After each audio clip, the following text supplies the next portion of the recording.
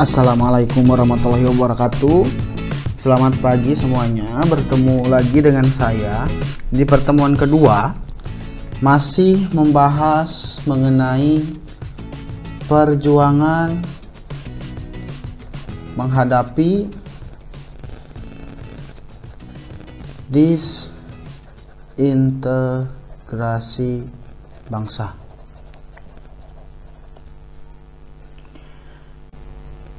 Di mana pada bab ini kita akan melanjutkan ke konflik-konfliknya. Pertemuan sebelumnya kita sudah membahas mengenai arti dari disintegrasi, penyebab disintegrasi, dan lain-lain. Nah, sekarang kita masuk ke konflik apa saja yang dikategorikan sebagai disintegrasi bangsa atau perpecahan bangsa. Ya, kita akan belajar konflik-konflik yang terjadi tahun 1948 sampai 1965. Konflik-konflik ini pada umumnya dibagi tiga. Konflik disintegrasi ini dibagi tiga. Yang pertama itu ada konflik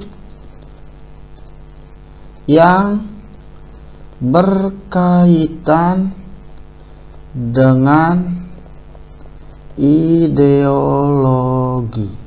Nah, sebelum masuk ke konflik apa sih yang berkaitan dengan ideologi, kita harus tahu dulu apa itu pengertian dari ideologi. Ideologi ini merupakan cita-cita, pedoman, dasar penyelenggaraan, ataupun apa yang diinginkan oleh seorang individu, sebuah kelompok, bahkan sebuah negara. Ya, jadi ideologi ini cita-cita, dasar, pedoman, seperti itu. Nah, kita tahu ideologi Indonesia ini adalah Pancasila, ya. Jadi konflik-konflik di sini pasti berkaitan dengan ingin digantinya Pancasila oleh ideologi lain. Sekarang kita masuk ke konflik-konfliknya. Yang pertama, konflik yang berkaitan dengan ideologi pertama ini adalah pemberontakan PKI, Partai Komunis Indonesia, di Madiun pada tahun 1948. Pemberontakan PKI Madiun ini dipimpin oleh Musso dan Amir Syarifuddin. Siapa Musso dan Amir Syarifuddin ini? Keduanya adalah tokoh-tokoh PKI, ya, tokoh-tokoh kiri. Nah, kenapa PKI memberontak? PKI ini memberontak tentunya karena ingin menjadikan Indonesia sebagai negara komunis. Kita tahu PKI ini menganut ideologi komunis, ya, seperti itu. Lalu siapa Musso, siapa Amir?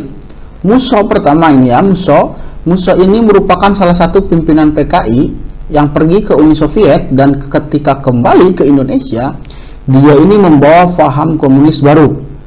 Di mana pada sebelumnya komunis di Indonesia ini bekerja sama dengan Indonesia untuk melawan pemerintah Belanda, Hindia Belanda. Namun ketika Musso kembali, Musso membawa paham baru di mana PKI ini harus bekerja sama dengan nasionalis progresif, dengan orang-orang yang ingin mengubah, merevolusi Indonesia, melawan orang-orang pemerintah, seperti itu.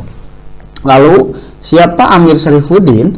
Amir Syarifuddin ini merupakan Perdana Menteri kedua Indonesia. Ya, pernah menjabat menjadi Perdana Menteri kedua Indonesia. Lalu kenapa Amir memberontak? Amir ini ketika menjabat sebagai Perdana Menteri kedua Indonesia, dia ditugaskan sebagai wakil Indonesia di Perjanjian Renville. Ya, pernah menjadi wakil di Perjanjian Renville. Wakil Indonesia di Perjanjian Renville dengan Belanda. Nah, di perjanjian Renville ini Amir dianggap gagal, ya, khususnya oleh Masyumi dan PNI. Dianggap gagal di sini karena wilayah Indonesia semakin sempit, ya. Hasilnya itu lebih buruk dari, bukan lebih buruk, tidak lebih baik dari perjanjian Linggarjati.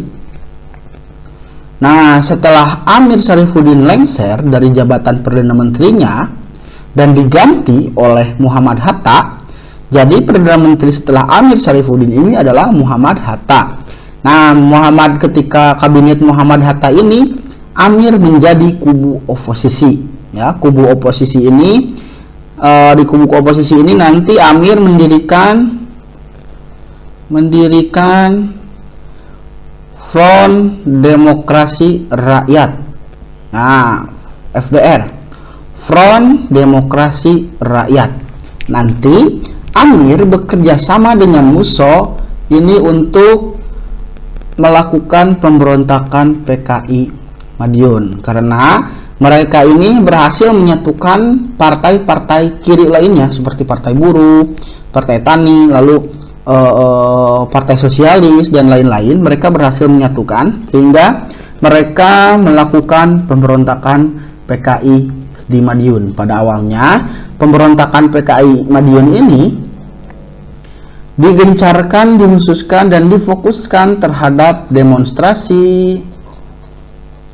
Nah, PKI ini melakukan demonstrasi, propaganda, dan mogok buruh dan petani. Nah, pada tahap selanjutnya, Musso ini juga kerap mengeluarkan pernyataan-pernyataan yang mengancam pemerintah dan membahayakan strategi diplomasi Indonesia melawan Belanda. Seperti itu, ya. Bahkan pemerintah Indonesia juga sudah melakukan upaya-upaya untuk mengatasi Musso ini dengan mengikutsertakan tokoh-tokoh kiri lainnya, dibujuk, ya, Musso ini agar tidak melakukan pemberontakan.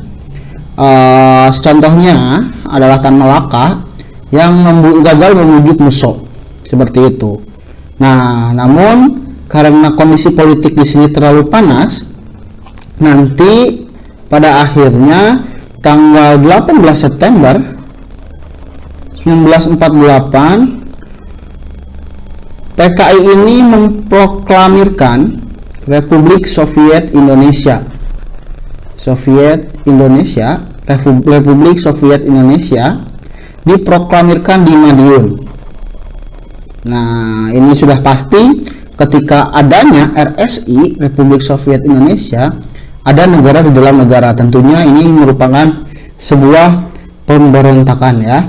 Di awal pemberontakan ini terjadi banyak pembunuhan terhadap pejabat-pejabat pemerintah dan pimpinan partai-partai yang anti komunis atau partai lawan dari PKI ini. Banyak terjadi pembunuhan, bahkan kaum santri juga menjadi korban, ya.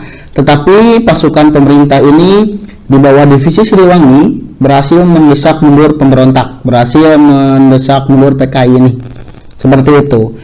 Pada akhirnya nanti Musso tewas tertembak dan Amir Syarifuddin tertangkap dan akhirnya dihukum mati. Seperti itu. Ini untuk PKI, pemberontakan PKI Madiun. Seperti itu. Oke, sekian dulu materi kita kali ini. Untuk materi selanjutnya kita akan melanjutkan ke pemberontakan di TII, ya. Jangan lupa komen di kolom komentar jika ada yang ditanyakan, dan nanti tugasnya akan dijelaskan di grup Telegram. Terima kasih. Wassalamualaikum warahmatullahi wabarakatuh.